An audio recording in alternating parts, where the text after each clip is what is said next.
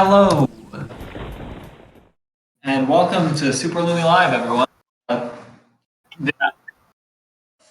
We're just gonna get right into it. Are we right into this? Now we are. Okay. One question, Em. I think you've muted your desktop audio on stream. Just making sure. We do need your desktop audio because once the run starts, just so everyone knows, Auric. Oh, I forgot to add this on the commentary, but yeah, Auric will be commentating and we'll be adding that soon. And just need to make sure that Em has her desktop audio on. Is it working now? Hopefully soon. Yep, I see it now. Cool, thank you. Alright, in that case, I will quickly add Auric on the commentary, then we can start, because I kind of forgot about that. Sorry about that. Okay. Gotta make sure that Auric is actually credited here.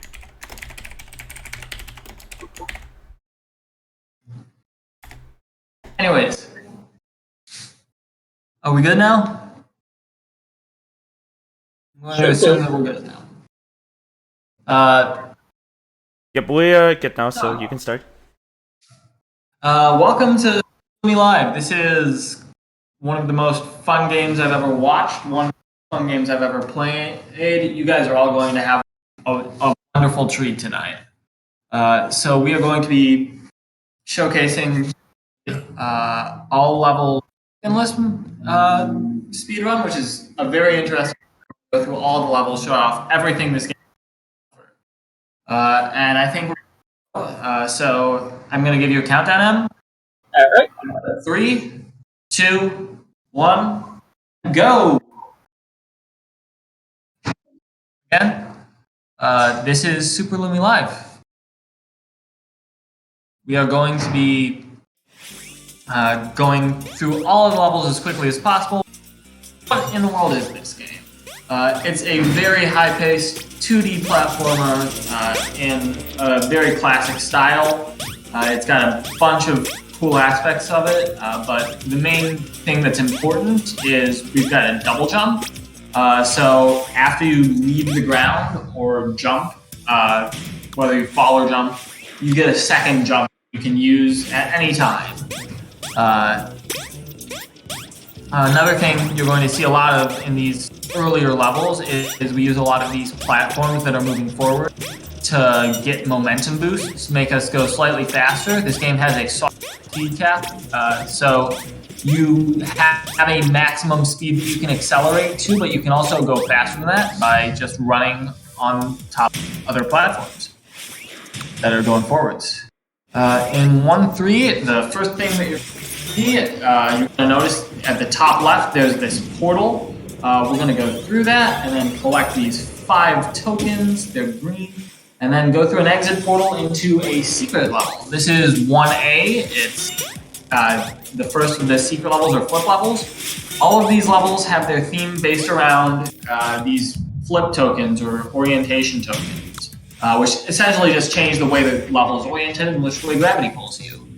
Now, of course, because this is all levels, we do have to go through all of the levels. So this is what Em's doing now, just going right back through this level. Make sure it's completed. You have to actually complete every level or it won't give you the 100% in this category. And that's 1.3. Now we'll have the kind of themes that we're going to see in all of these levels. So each world of this game has its own sort of a theme. So you saw this first world, it said grassy hills at the start.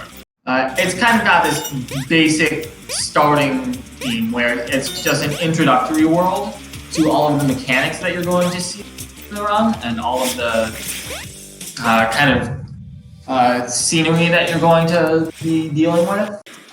We see the saws, the spikes, the discs, etc.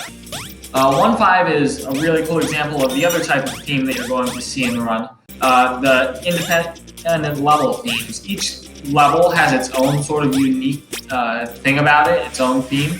In 1.5, you're going to see a lot of these platforms. Almost all of them have these spikes on the bottom of them. And so if you run into them from the bottom, you're just gonna die. But stay on the top, and it's smooth sailing. Now we're getting on to one boss. The boss levels of each world are very difficult gauntlets, tests of skill, and just kind of a comprehensive exam of sorts of everything that you've seen. So they're usually a lot longer than the other levels in the world. And they feature some of the coolest strats, like that very quick double platform acceleration that you saw right there. And that strat saves about 5 to 10 seconds.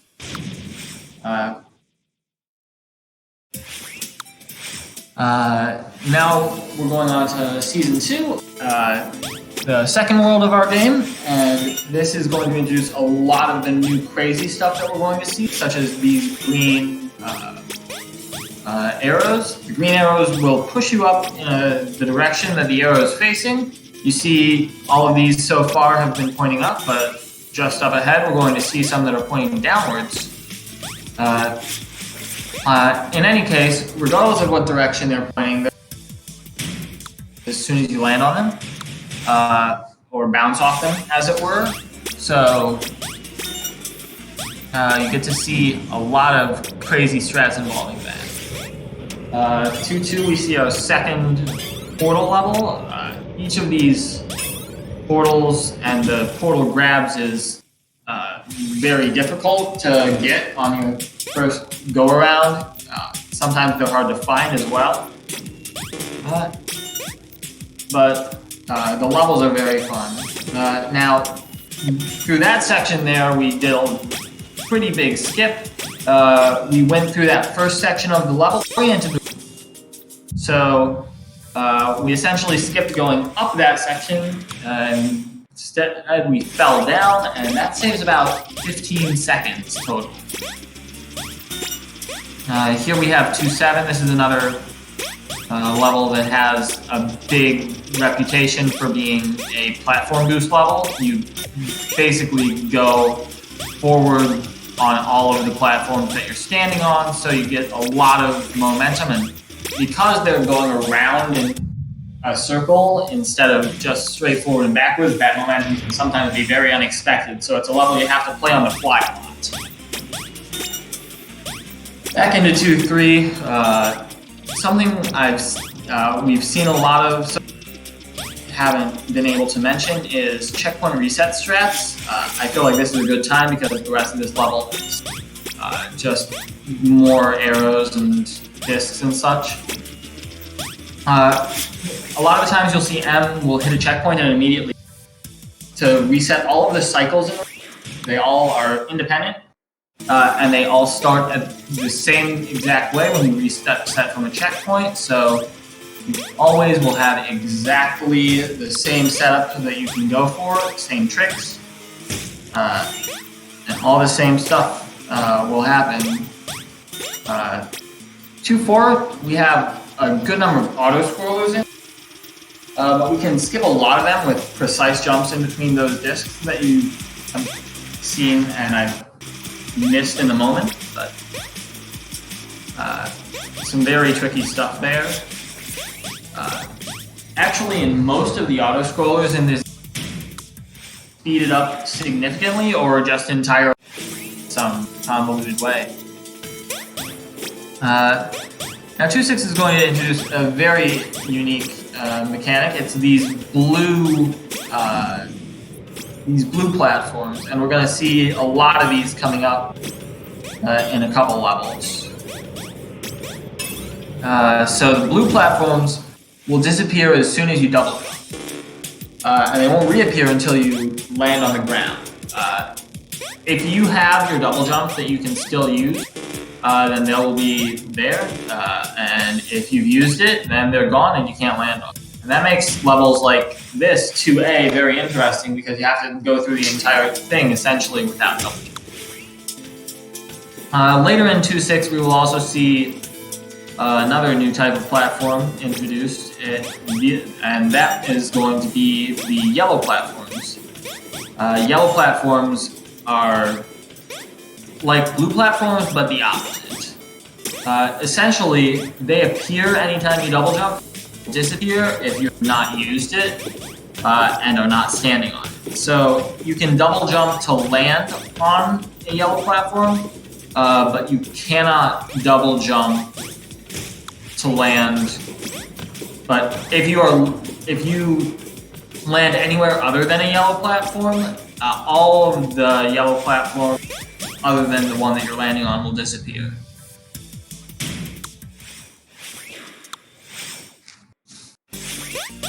Now it's on to 2.5. 2.5 is going to it's these beige platforms that you see here. They're the fading platforms, as I like to call them. They essentially, when you land on them for more than one frame specifically, then they start to disappear. If you only land on them for one frame, they actually don't.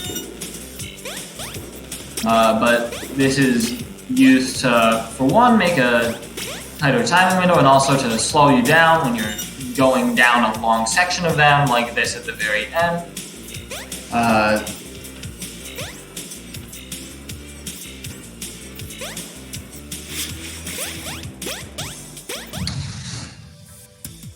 In any case, that was 2.5. But this is used to, for one, make a tighter timing window, and also to slow you down.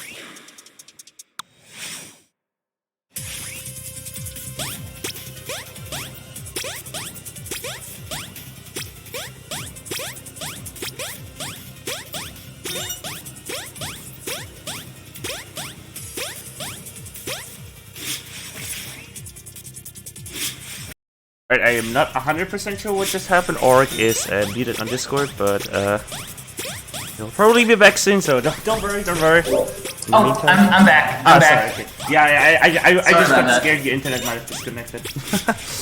No, everything's fine. Right. Sorry. Sorry for the... I was thinking I was not muted, but I accidentally pressed the hotkey. Sorry about that. All good. And not much has been missed in terms of commentary. It's just... And the boss world of 2. Boss level of world 2, as it were.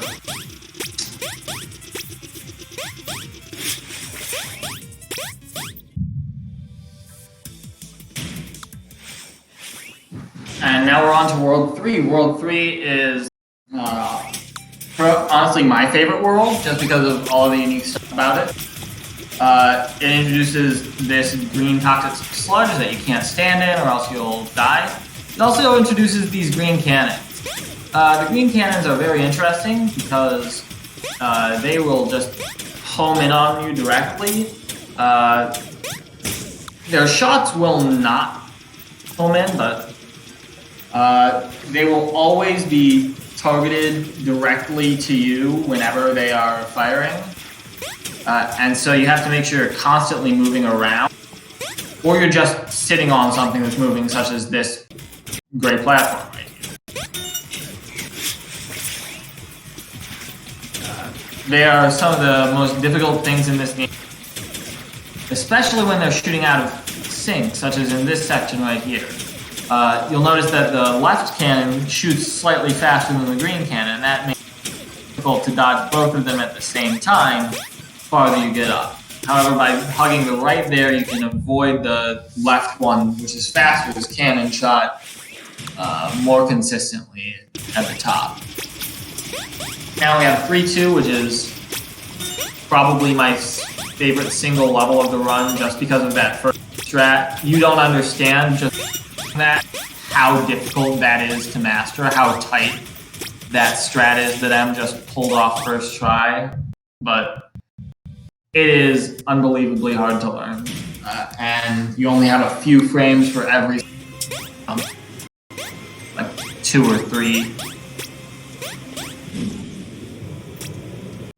Here, 3-3. The hard part about getting this portal is that to even make some of these jumps, you have to go in the opposite direction that the circle is spinning. So just going against that circle makes it more difficult to dodge it.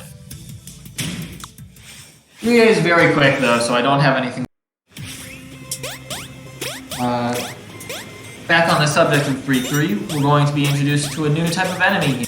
It's my second favorite type of enemy in the game. Almost my favorite, but there is one that will always be my favorite. And that will be coming up later. These are the toxics. They're the purple guys that are going to come at you. They just really want a hug. At least that's what I think. But their hugs are very dangerous. They kill you. So they're going to go towards you whenever you're near enough inside their trigger radius. And when you're outside of it, they go back to their home position. 3-4 introduces a new type of enemy. Catch a glimpse of them here, and we're going to see more of them in the video here. These are the Chokies. We love the name because this is 2 of the most difficult levels of the run that feature them. Just because these Chokies are always on a fixed cycle, but if you mess up, you have to go in between them pretty often in the run, so it's just the route becomes a lot tighter if you mess a little bit. Especially this is a very tight jump to get through those.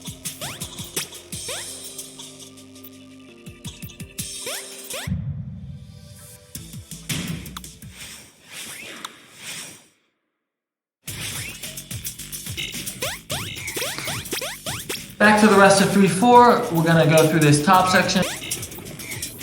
To go.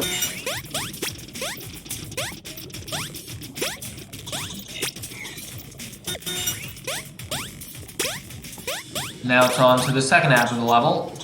You see Emm went for a checkpoint reset there.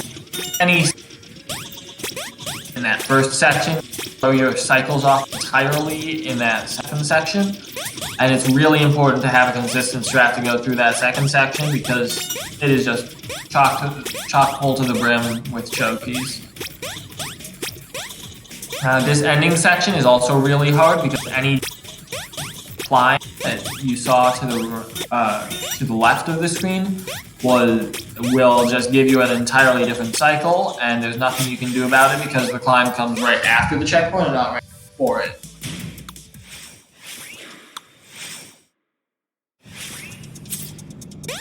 Now we're moving on to 3-5. This introduces another of my favorite mechanics. These spikes that go in and out of the platform. They will go up, they will go down. They will go up, they will go down. It is just a continuous cycle, and it is very strict. If they are even the slightest bit up, then they will kill you. Like, you can be killed by them and not even see them, because that's how quickly their hitbox will kill you.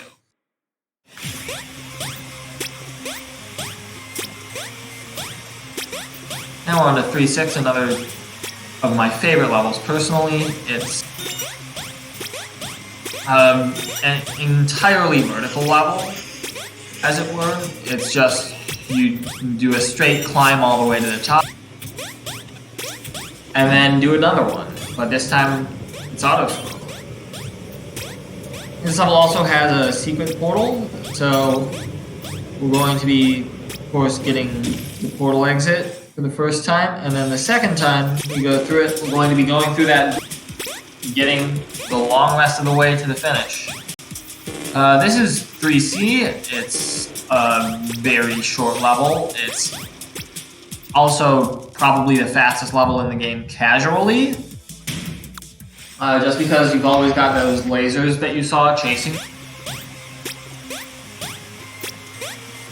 Back to 3-6. We've already seen pretty much the entirety of this level, so we're just going to be going back through that. A couple of things to note.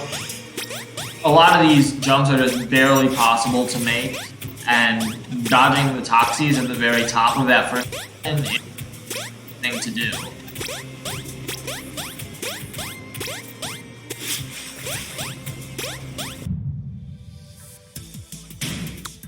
Yep, and that's all there is to finishing after getting portal exit.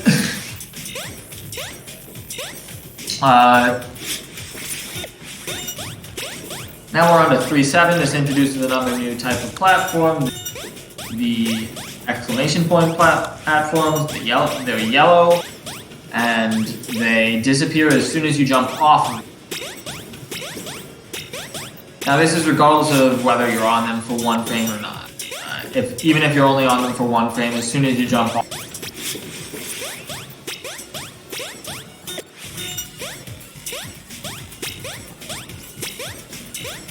that reset of that checkpoint is very important.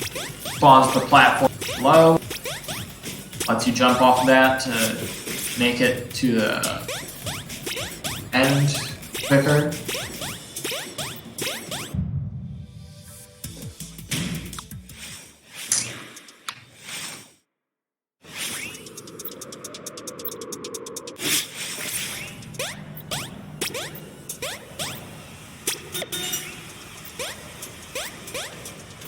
Now we're on to 3 boss.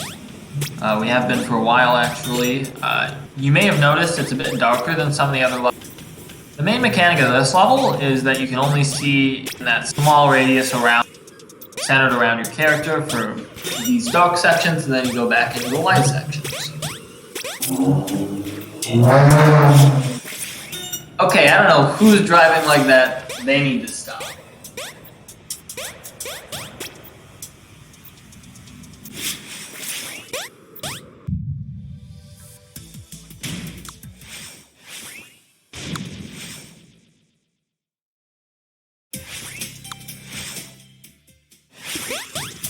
Technically challenging World of the Run.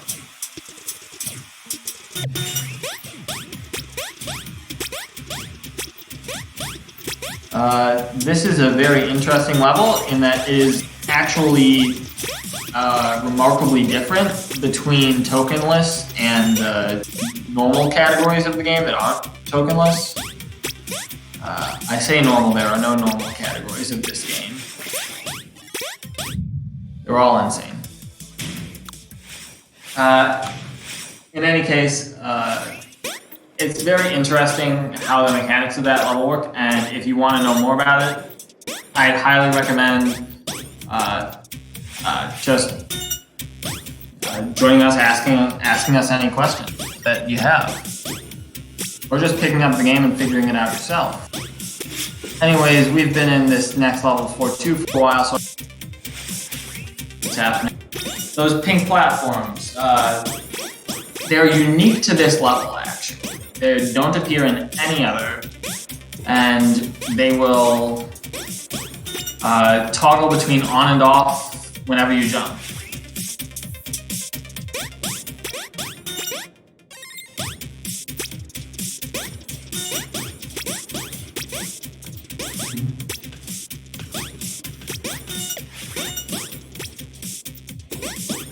So you see whenever M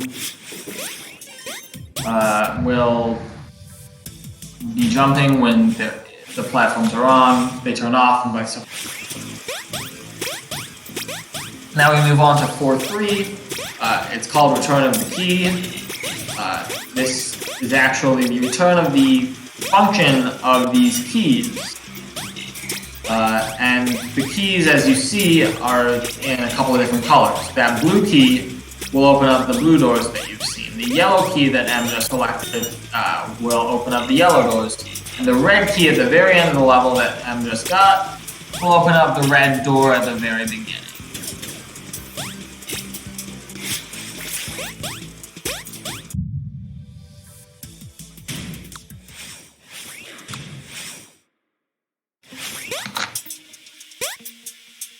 Now we're on to 4-4. This introduces these moving lasers. They can spin. Really cool. They can also move around on these sort of tracks in these set cycles. And it also has what was once one of the best hidden secrets in the game, and also was kind of necessary to complete the game. This path was required at one point to get to World 5. No longer, though. It's also a lot easier to see.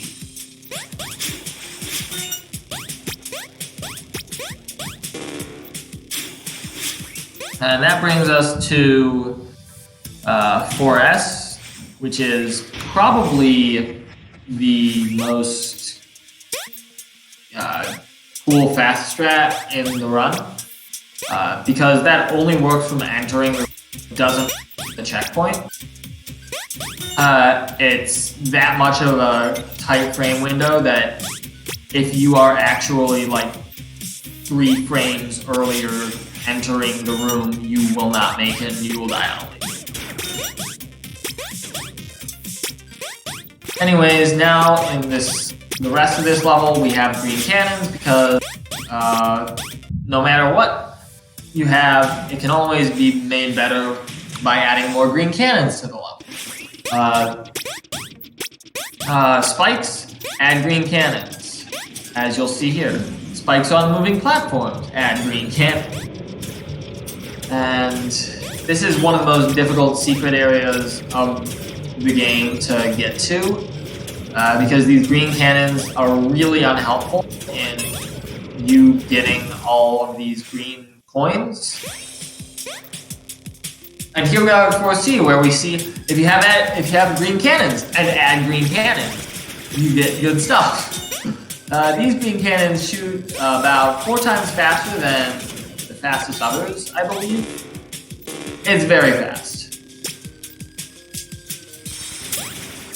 Quick little skip there saves changing the orientation a couple times extra, and we are through with that level.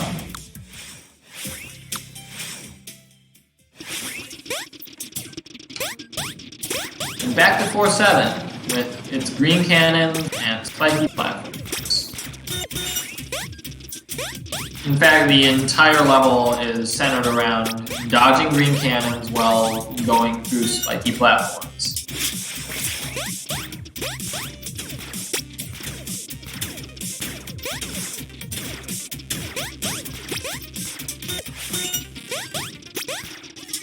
You also see a lot of checkpoint resets in this room. It's not because the cycle is difficult to make or more consistent after reset. And for the most part, they're just straight up faster when you reset. Where when you get to a part that you need to be, the platform will be lower that you need raised. And you reset and it's already raised. So that's why, for the most part, we do that. Now 4-8 is probably my favorite level in the run in terms of the skips it has. It has skips, but we're going to get to those after the secret level. This is one of the most difficult secrets in the game to get because the cycle on which these platforms disappear and reappear is very tight to time your double jump during. You see Emm0ji reset there because just double jumping too short and too early made it impossible to land on that bottom platform. And being the most difficult in the run to get to, you'd think it would lead to a difficult level, but nope, you just go down, hit that flip token, and we're done. That is the level with the shortest any % IL world record.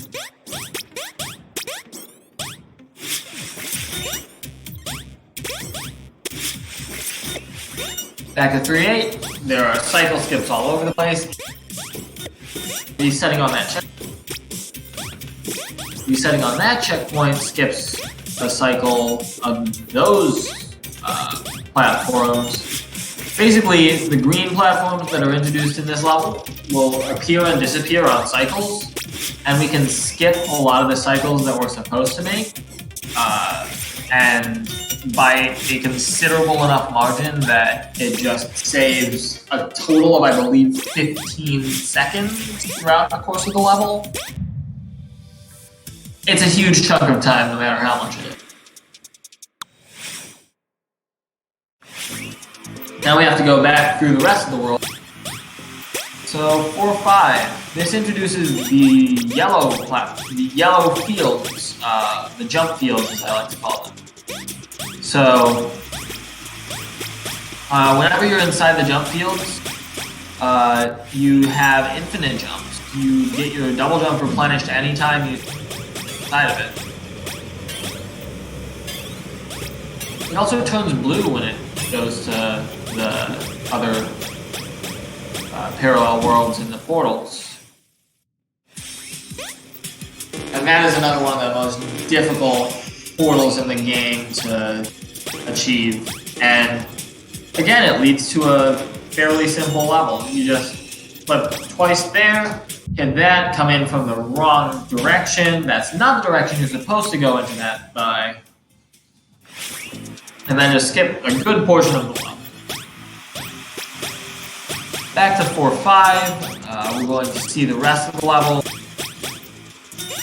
A lot more difficult stuff. You see right here, that right there was a very tight jump that Em just missed. Barely a couple frames early on that. But we go through here. This is normally a secret section that you would get in, say, 100% run. But this is tokenless. And because it's tokenless, we don't have those.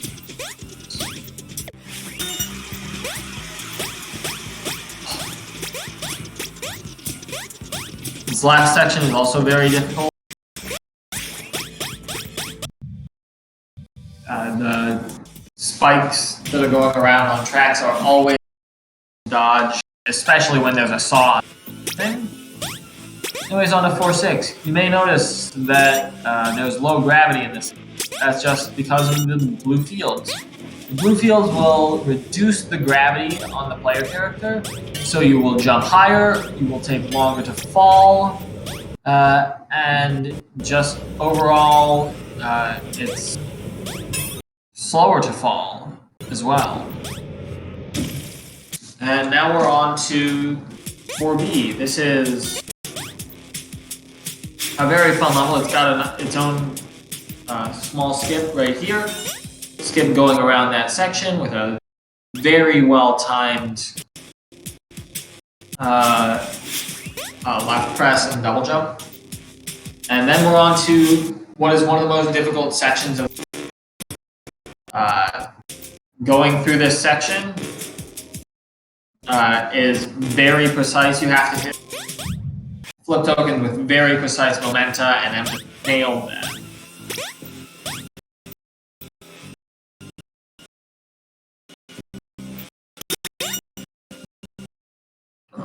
We're back in 4-6 now, and we're going to see the last part of the level.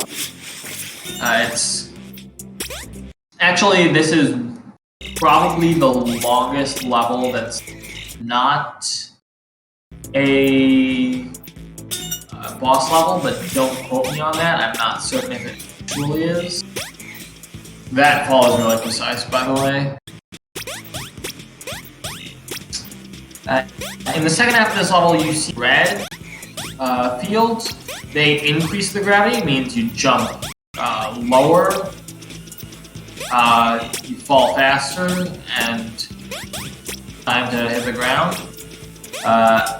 And it makes platforming, even in some of these basic scenarios, really tough, especially at the very end of this that last double jump is way tighter than it seems at first, because it seems like you should make it, but you don't get out of red in time to not fall significantly. Anyways, it's on to 4 Skull. The most level in the main game. And probably the longest and most difficult as well. Essentially, it's a compendium of everything that you've gone in the entire game so far. It's got all of the mechanics that have been introduced. Almost all of the previous levels. Not quite everything, but very close to it.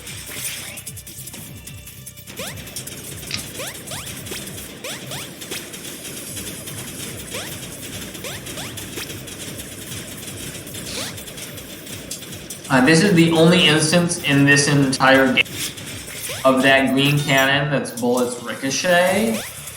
I don't know why. Yeah, it's a very random thing. These sections get progressively more difficult.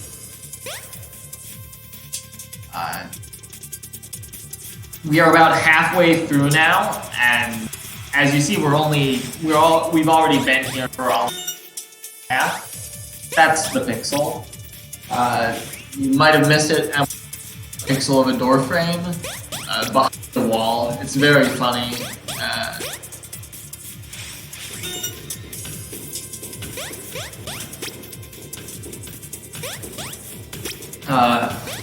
But each section gets more difficult. This section is on a fixed continuous cycle, but it's very difficult to judge which part of the cycle you're on when you can't see it, all of the discs at the same time.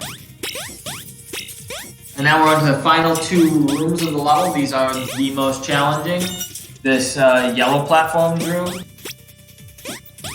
Incredibly difficult last jump right there to get to the... And this green platforms room has some of the tighter cycles of the run. Just to jump between each one is very difficult, and M goes for a good number of cycle skips where you just go through 2 platforms, same cycle, very risky. Takes a lot of skill.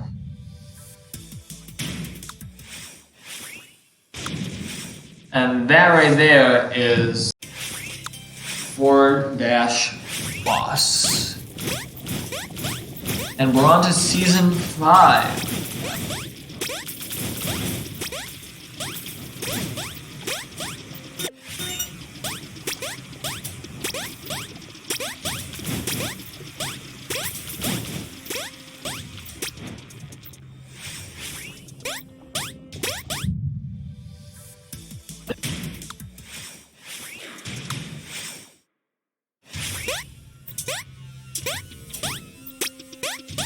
Give me just a second. Something's gone wrong on the technical end of my stream. I'm going to assume that M is in 5.2 right now. If not, I forget how the run goes. 5.2 is interesting. It's called Hot Drop and Scroll. It's got the most interesting skip in the entire game. In that we skip the auto-scroller at the very end. It's intended to be a good 30 to 50 second auto-scroller, or even upwards of a minute, and we just skip the entire second part.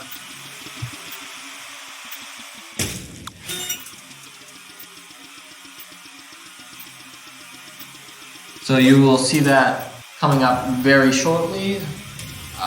M just stands on the right side of the screen. The platform scrolls up past, and you can fall all the way down to the bottom of the level. It's very tight, but with enough practice and a well-timed double jump, you can make it to the bottom.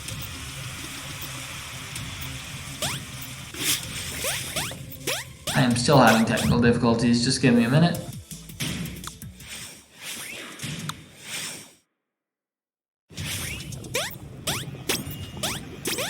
Okay, I'm back. We're on 5-3. So hopefully my timing was decent on the last level.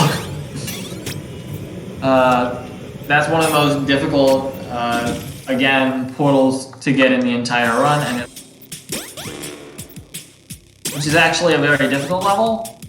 And there's a funny story behind this.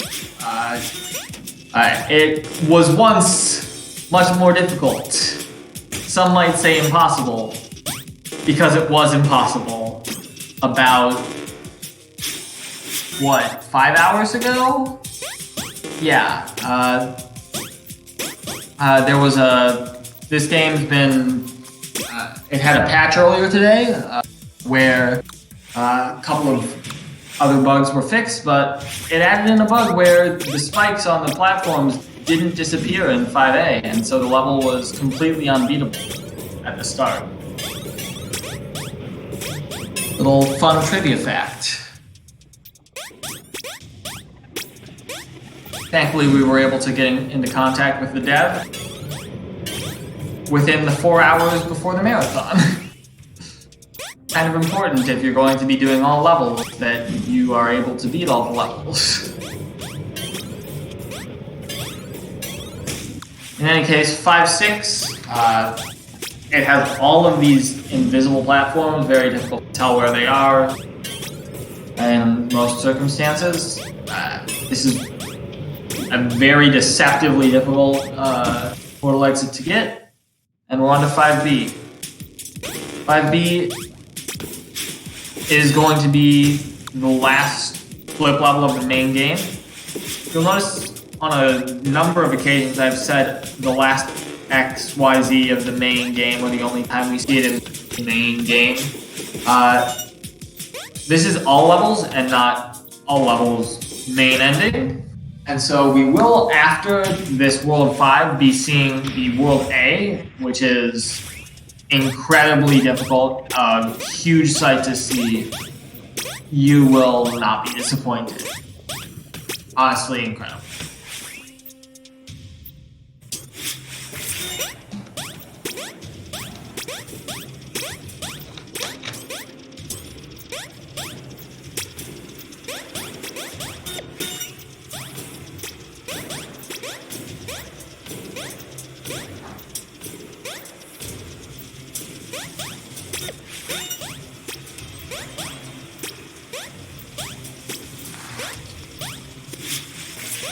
I just entirely missed 5-6. Feel bad. Anyways, 5-3. We're back again. This is going to be the last occurrence in the main game of these blue and yellow platforms. So we're going to see the kind of interactions that you get between those when you're jumping between a yellow platform and a blue platform, for example. And this very end section is a lot more. It's very hard to line up the jumps, because if you just run, hold right, and tap jump for even one frame every time, then you still go so fast that you blow past all of the platforms.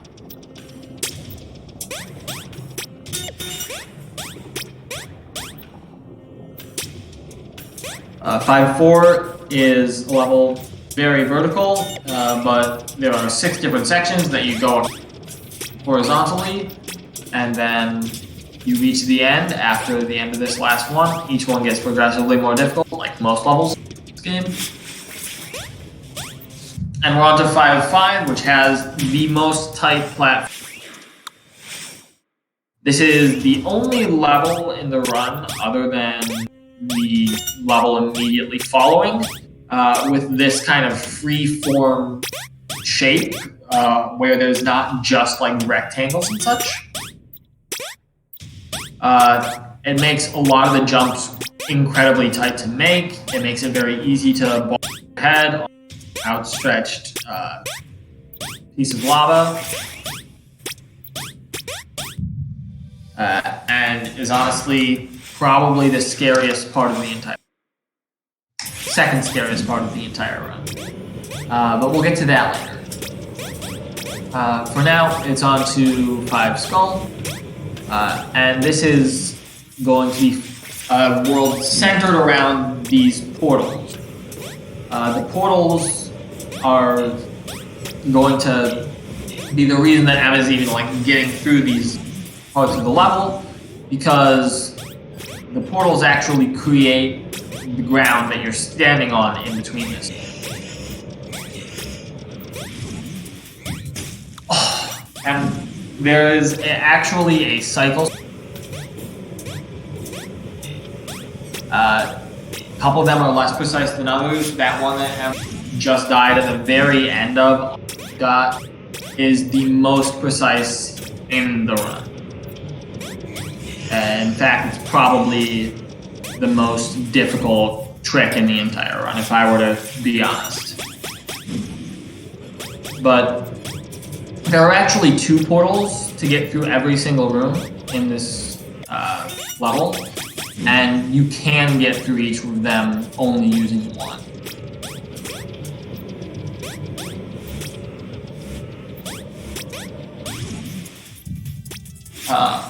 Two portals in every room except for this one.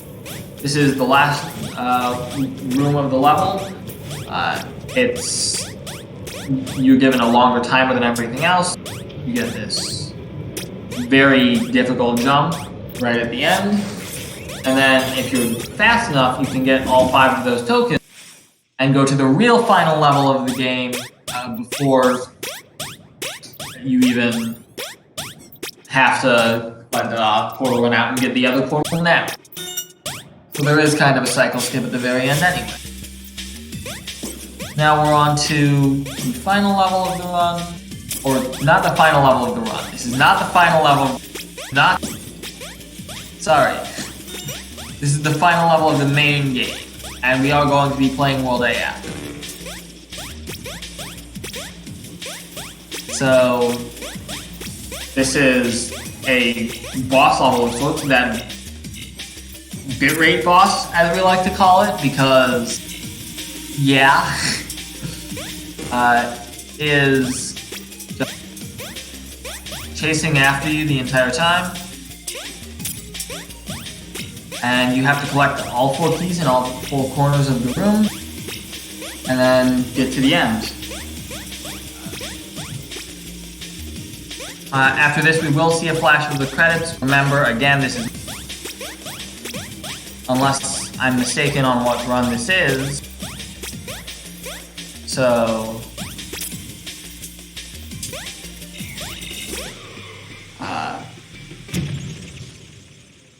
that's the end of the main game. We're going to skip the credits and then go straight into the next world, I believe.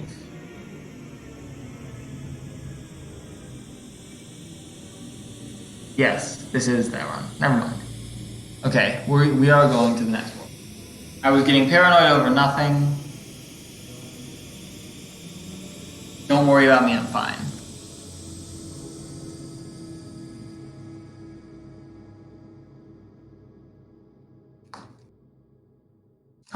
This is a reminder that if you've been watching this run from the beginning, you've been which means you should have had about 7 ounces of water. That's about 200 milliliters.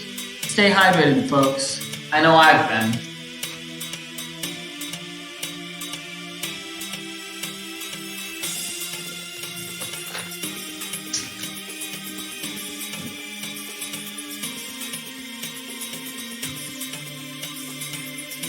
Wait, hold on. Did I just mistype? I don't think so. I mean, this is all of Tokenless, right? We should. All right. Right. Yeah, I forgot. World A. I forgot. This is the one where you get the credits. Yeah. So. Sorry about that. We did it. Now we go for all levels cleared. And we're going to go through 5 Skull. Again. Now, remember, when we actually did this in the run, we got the portal exit here, and that doesn't count as the normal exit. It's actually impossible to get the normal exit on your first time going through this level, or any time before you have beaten 5x, which was that final boss.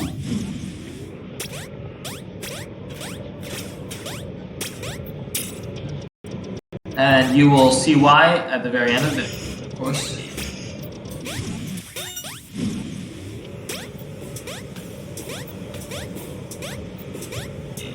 So again, Emm is going to do a cycle skip. This one being the most difficult of them. So just very impressive every time to see that one.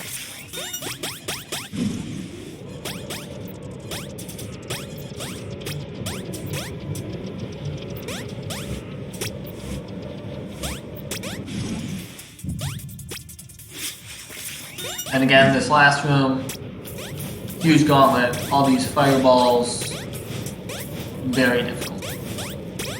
And now at the very end, you'll see that there is a platform or a block that moves up when Emm gets near it. That platform would not have moved up if Emm had not beaten 5x. So that's how the game prevents you from going to world. And here we are.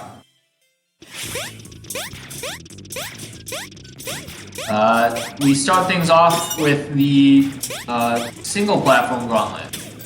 This is just a level chock full of these single platforms. We're going to, in every single level of this world, every non-flip token level, we will get a portal and go to a flip token level.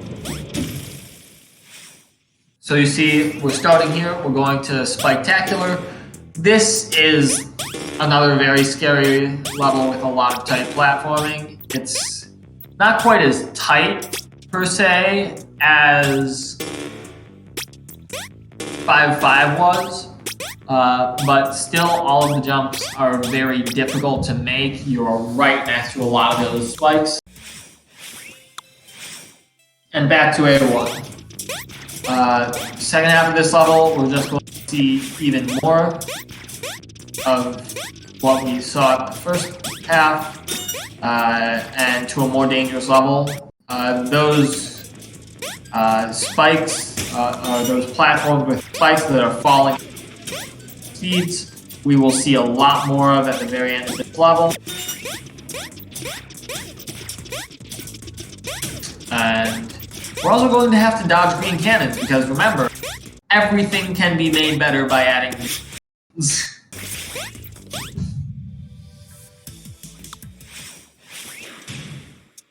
Now we're on to A2. This introduces... no, this doesn't introduce anything. That's A3. Sorry. Or AB, or... Yeah. Ignore what I'm saying. Think of it later. It has more toxies in it, and it gets to a ridiculous level of how much you have to dodge. AB is what introduces these next ones. They're called Spoogies. That's my favorite name for any enemy in any game. Spoogies. They will notice you, and they want to hug you a lot when they see you. So much they scream and they run towards you to hug you. And just like the Toxies, their hugs also kill you.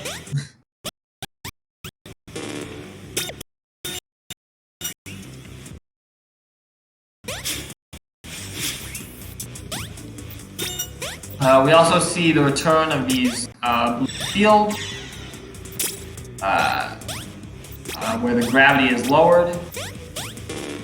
And that can actually make dodging the Spoogies even more difficult,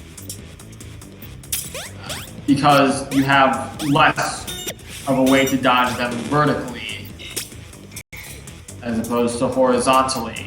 So your movement is very limited.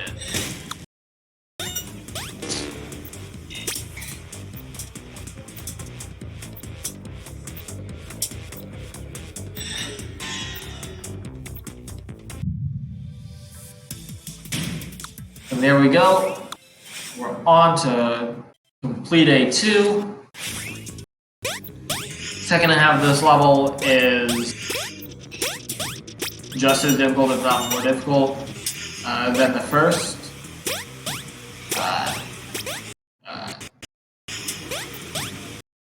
You see all of the dodging of the spikes and the toxies and the discs that Emm is doing, and it's just on a ridiculous how much you have to dodge in this level.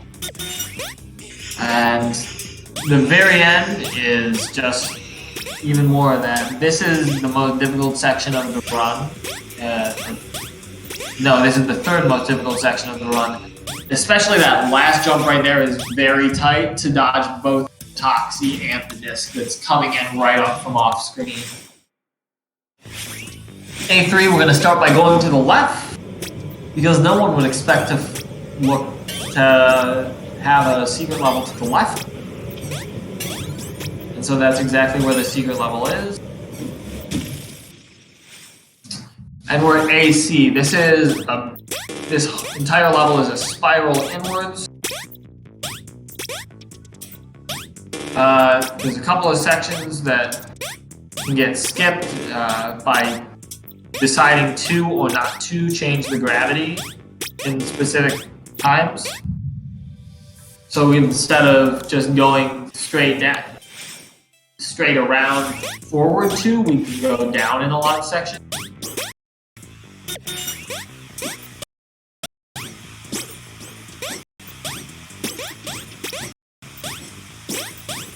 And now it's back to A3.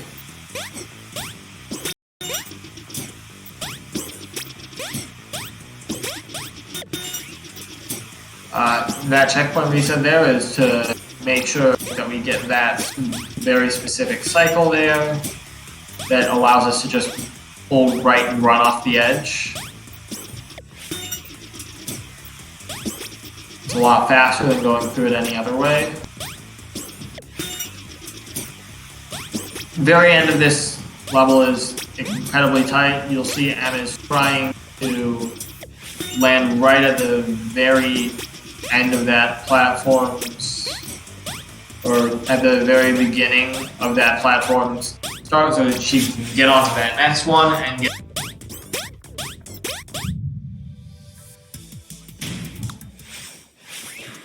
And now we're on to a skull. Except that we have to do AD first.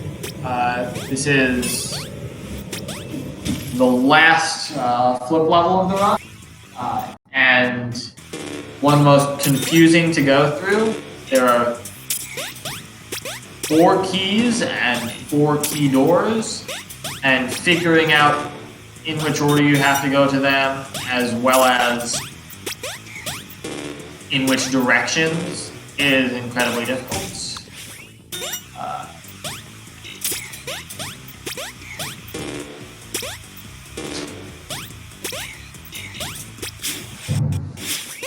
And here we are at the end. Now it's time for the final level, a skull, and this is a doozy. It is, as the final boss level, more difficult than anything seen before. We see that required jump out of that small cubby hole with notably a small roof over it. Very difficult dodging those bombs, which are only seen.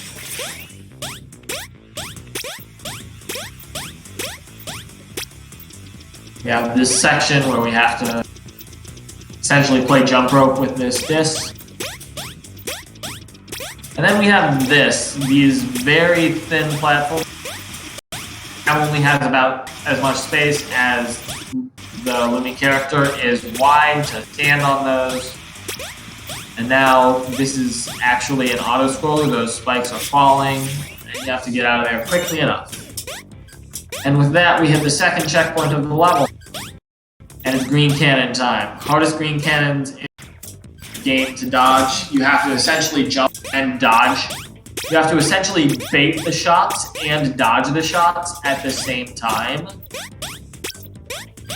And it's just the most incredibly difficult thing to dodge and run. Now we have the last difficult route. It's these discs.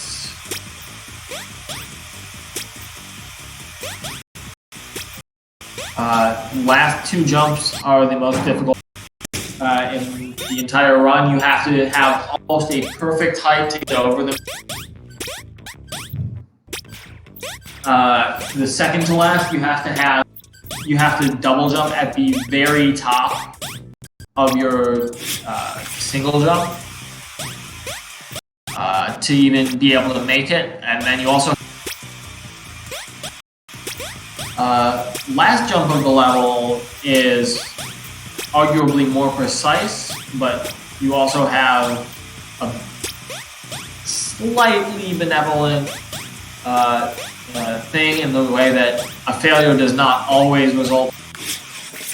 And as we see, that was a second try there. Very great time as soon as M hits this white thing. And that's time. GG. I will get M back in. Hey M.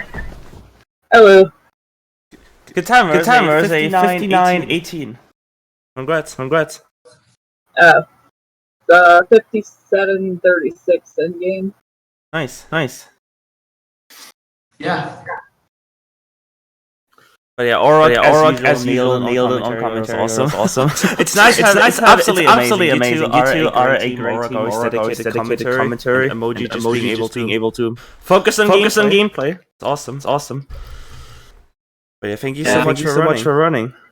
That's awesome. Thank you so much for having us again. No problem. As always. Thank you. No problem. Always great to be here commentating. It feels the same about running here. Always so glad. Major echo. I don't hear an echo. Hold up. Oh, that was me. That was I had my mic and my that was when I was talking. That was my mic and my audio recording account capturing me twice. So sorry about that. Yeah. Tech is hard. Tech is hard. Tech is very hard. But yeah, coming up we have Pokemon Snap Any % by CC Neverender. Kind of a little bit of a short run before I myself go into playing some Beyblade. It's been a while. Did you know there's Beyblade games? Yeah, me neither. Did you know the font on the layout is actually a Beyblade inspired font? Neither did I. I was actually, the way this worked is during No Holidays Allowed 2019. I was looking for fonts and I was literally just changing the OBS font randomly, just seeing what works. I just thought there's no way this looks good. Spoiler alert, it kind of looks good. Yeah. Thank you again so much for running, and as usual, the runners and commentators have the last words. So yeah, and so much for having me. Pleasure, and best of luck to you. And I'll be around. Hope to see you again soon. Thank you. For those who are interested in the game, I posted links in the chat to the Discord and the Steam page. So thanks for having us. Yeah, this game's just want to say this game's only like €5.50 euros. Like, I have some personal opinions on Steam, but I don't think many people share those. So it's pretty cheap. Go get it. Go speedrun it. Em and Orok will gladly help you.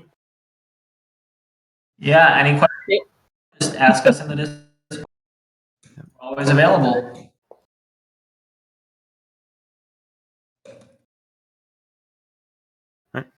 That it? Yeah, think so. Thank you. Thank you.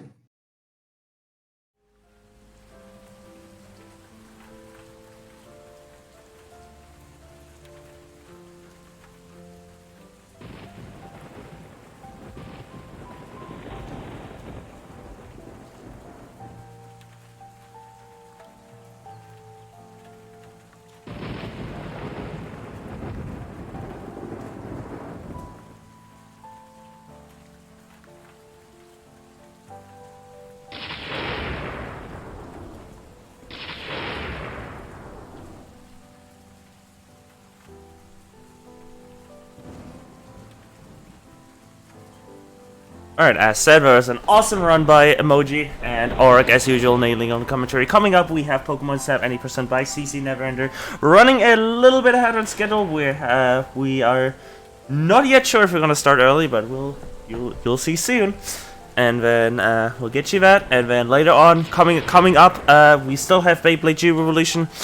And then that will be the end of my restreaming shift. Hopefully, maybe not. Maybe I still have to do Terranigma, but we'll see.